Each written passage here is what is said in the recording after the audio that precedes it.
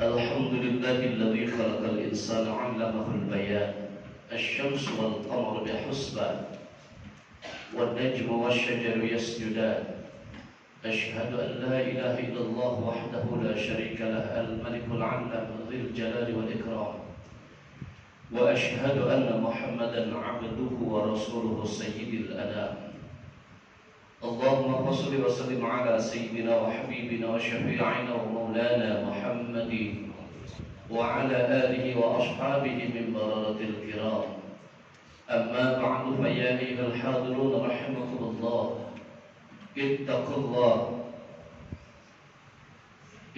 الله حق تقاته ولا تموتن إلا وأنتم مسلمون يقول الله تعالى في كتابه الكريم أعوذ بالله من الشيطان الرجيم بسم الله الرحمن الرحيم يا أيها الذين آمنوا اتقوا الله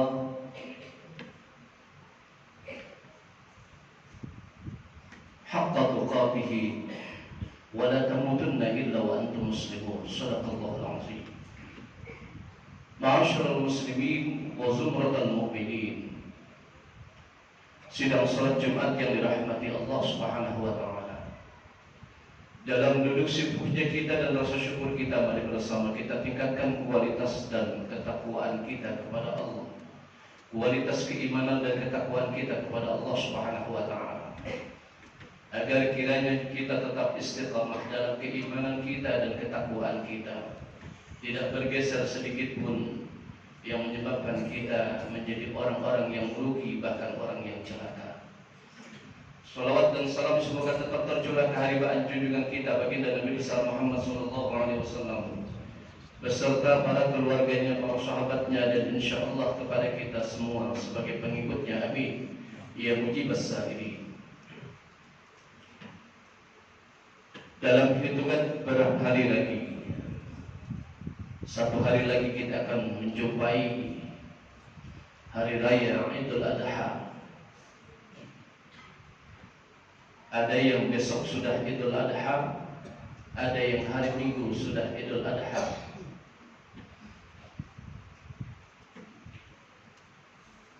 Tidak bermasalah buat kita, karena memang itu adalah sebuah ikhtilaful ulama. Ikhtilaf di dalam furu'iyah, di dalam cabang-cabang keagamaan, boleh-boleh saja. Bahkan Rasulullah katakan al-ikhtilaful ulama rahmatan. Perbedaan di kalangan ulama itu rahmat, bukan bencana. Jadi sekiranya ada orang yang mengatakan ada perbedaan di antara kita tentang cabang-cabang agama, itu adalah kerusakan, maka orang itu tidak pernah mengkaji ilmu agama. Silakan saja. Ada orang yang berpuasa semenjak kemarin hari Kamis, dan ini merupakan ditentukan sebagai hari Arafahnya. Silakan saja. Mereka memiliki dasar sesuai dengan ulama-ulama yang diikutinya di dalam berhujjah. Mereka punya dalil yang kuat. Mereka bisa berijtihad dan berijtimah. Ada yang puasanya mulai hari ini Jumat dan besok Arafahnya, sehingga hari raya Idul Adha-nya dilakukan hari Minggu. Boleh-boleh saja, itu pun memiliki dasar yang kuat dengan melalui perhitungan hisab dan ru'yatul hilal. Kalau yang menentukan Idul Adha-nya Sabtu hanya menggunakan hisabnya saja, boleh atau tidak? Boleh, silakan. Karena ini termasuk daripada cabang-cabang agama, dan ketika ada perbedaan di cabang agama tidak bermasalah. Tidak ada kesesatan yang nyata. Yang sesat itu, yang salah itu adalah ketika mereka menentukan puasanya hari Kamis, tarwiyahnya, Arafahnya hari Jumat, lebarannya hari Minggu. Kan lagi viral, seorang ustadz menjelaskan jatuh tarwiyah itu hari Kamis, Arafahnya hari Jumat, maka boleh melaksanakan hari rayanya. Kita ikuti ketentuan dari pemerintah, yaitu hari Minggu. Dari mana belajarnya? Itu yang nggak boleh. Itu yang tidak memiliki dalil. Kalau bicara, oh hari Sabtu itu sudah hari Yaumun Nahar, kita nggak boleh berpuasa. Itu kan ketika di satu daerah dan wilayah, mereka melihat hilal itu. Kalau mereka tidak melihat hilal, tidak ada berlaku.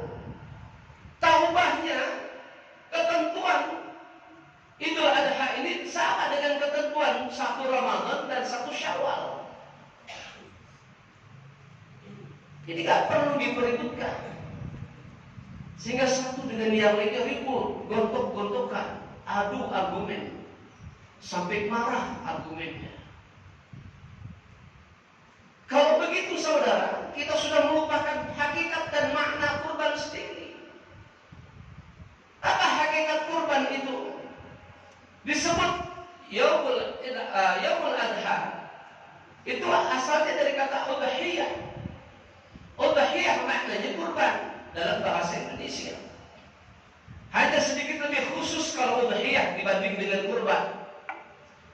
Kenapa lebih khususnya? Udhiyah khusus menyembelih kurban di tanggal 10 Zulhijjah sampai Yaumut Tasyrik.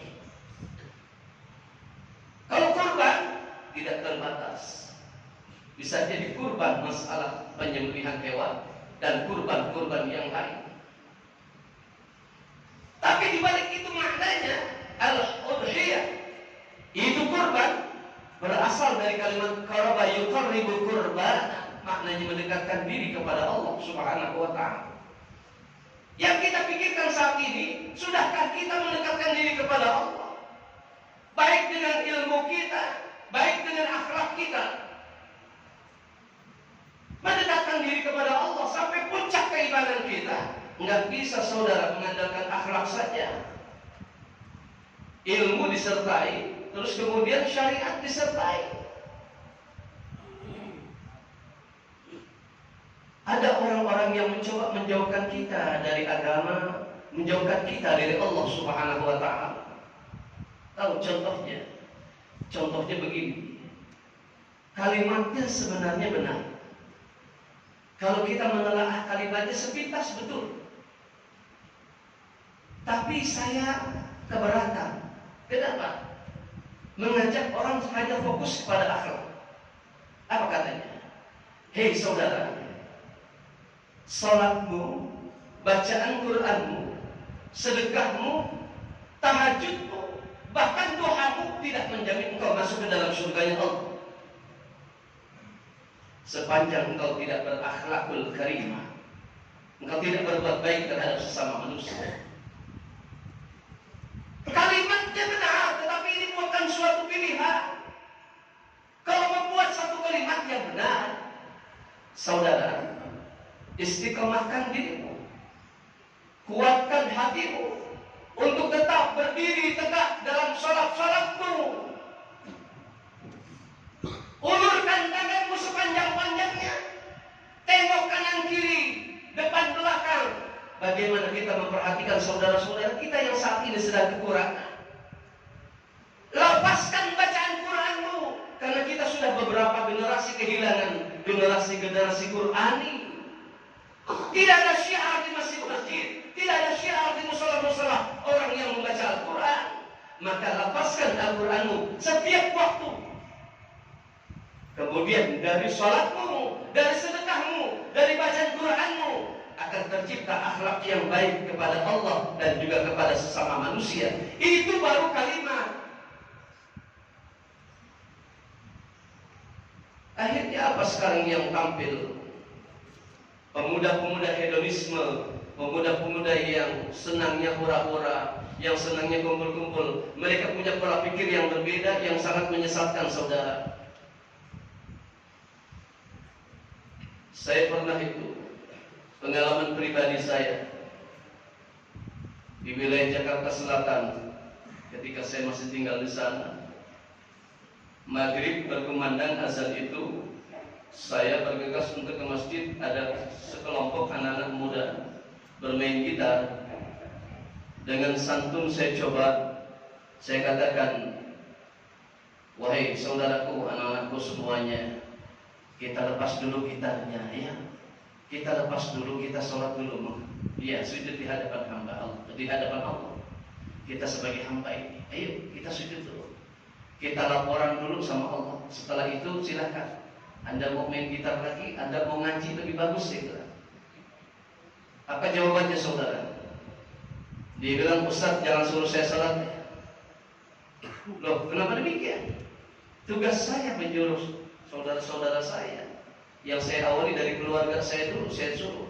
Setelah itu saya lewat, ada kamu. Kamu adalah saudara saya, kamu tetangga saya ajak kamu untuk ibadah. Apa salahnya saya? Enggak. Ustaz enggak salah, cuma salahnya Ustaz ngajar saya sholat lebih awal katanya.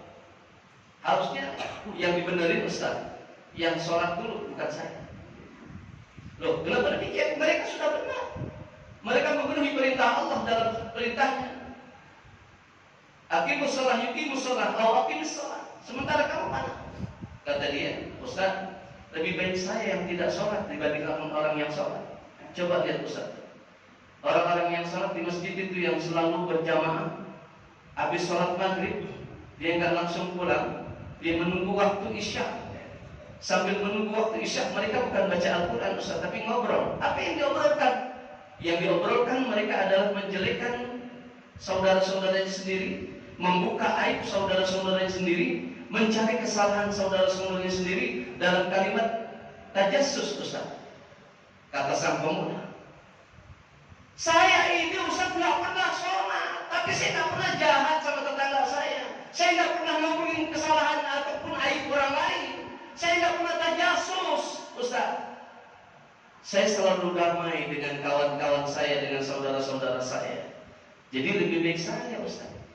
Biarpun nggak sholat, tapi saya berakhlakul karimah. Yang seperti ini tidak akan pernah mendekatkan diri kita kepada Allah. Kenapa? Pola pikir kita bergeser. Makanya kalau ada kalimat sholatmu, tahajudmu, duhamu, bacaan Quranmu, sedekahmu tidak menjamin engkau masuk ke dalam surga. Walaupun yang bicara seorang ulama, ini menggeser, membawa paradigma kita kepada kesesatan. Coba berpikir yang jadi saudara. Allah perintahkan kita untuk berkorban, tidak hanya sekedar menyembelih dalam keikhlasan. Syariatnya itu menyembelih. Tapi hakikatnya di dalam penyembelihan itu adalah kita saling berbagi kepada sesama yang tidak mampu. Kan bagus, ya. Tapi saudara-saudara sekalian, sidang salat Jumat yang dimuliakan Allah. Dalam Al-Quran dikatakan surah Al-Maidah ayat 35. Ya ayyuhalladzina amanu taqullaha wabtaghu ilaihi al-wasilah wajahadu fi sabilillahi la'allakum tuflihun. Hei orang-orang yang beriman, carilah jalan kamu untuk senantiasa bisa mendekatkan diri kepada Allah, dan berjuanglah atas nama agama Allah agar kamu menjadi orang-orang yang beruntung. Berjuang itu bukan hanya menghunus pedang, mengangkat senjata, bertumpah darah. Bukan cuma itu. Berjuang itu mensiarkan agama, menghidupkan agama di tengah-tengah masyarakat itu. Melakukan kebaikan yang menjadi satu contoh buat saudara-saudara kita. Itu berjuang namanya. Itu yang lebih bagus. Oleh karena itu, mari jadikan satu momentum Idul Adha ini adalah kita mendekatkan diri kepada Allah itu dengan 3 unsur. Ada syariatnya, ada tarekatnya, ada hakikatnya. Syariatnya sholat, tarekatnya zikir.